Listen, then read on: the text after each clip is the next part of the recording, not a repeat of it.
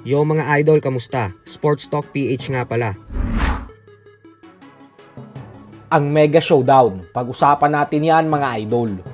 Ngunit bago ang lahat ay huwag kakalimutang mag-subscribe at i-click ang notification bell button for more sports talk.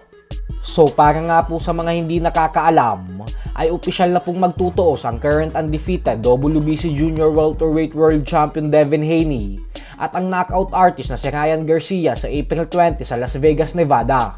Ito po ay kinumpirma na mismo ng magkabilang kampo at maging ng Golden Boy Promotions ni Oscar De La Hoya.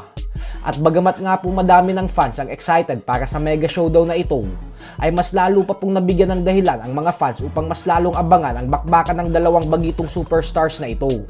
Yan po ay dahil trending po ngayon ang footage na nangyari kanina lamang, kung saan makikita natin na nagkaroon ng face-off si Garcia at Haney sa parking lot. At talaga namang nagpapalitan ito ng maiinit na salita, hanggang sa hindi na nakapagpigil pa si Garcia at tinulak na nito ang kampyon. Agad namang sanang babawi si Haney, subalit naawat na sila ng mga tao sa paligid nila. Dahil dito ay mas lalong nagiging maingay ngayon ang laban ng dalawa, na siyang inaasahan na hahakot ng limpak-limpak na pay-per-view buys. Ito po ang magsisilbing kauna-unahang laban ni Ryan Garcia para sa isang world title fight.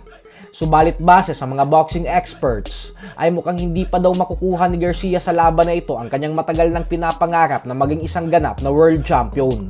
Ito po ay dahil kumbinsido po kasi ang mga boxing analyst na hindi pa kayang manalo ni Garcia kay Haney. Paglalaroan lang daw kasi ito ni Haney hanggang sa tuluyan umano nitong tatalunin si Garcia via lopsided unanimous decision. Pero ganun pa man ay tiwalang-tiwala naman si Garcia na knockout umano ang sasapitin ni Haney sa gabi ng kanilang sagupaan. Kaya naman tingnan na lang po natin ang magiging laban nilang dalawa. Sa kabilang banda naman mga idol ay 2 linggo na lang nga po ang inaantay natin at magaganap na ang laban ng ating pambato na si former world title challenger Jonas Sultan, kung saan dadayo ito ng bansang Japan upang harapin ang Japanese fighter na si Rico Masuda. Subalit bagamat nga po isa ng veteranong fighter si Sultan, habang isang baguhang boksingero lamang si Masuda, ay tila hindi man lang po nasisindak ang hapon na ito sa ating kababayan. Ito po ay dahil sinabi mismo ni Masuda sa kanyang latest interview na sigurado umano siya na siya ang magtatagumpay sa bakbakan nilang dalawa at hindi si Sultan. Samantala, hinamo naman nga po ng undefeated 3-division world champion Gervonta Tank Davis ang kapwa niya knockout artist at undefeated welterweight prospect na si Conor Benn na magtuo silang dalawa. Ang maganda po dito ay parehong gusto ni Davis at Benn na laban ng isa't isa, kaya mas magiging madaling ikasa ang bakbakan na ito.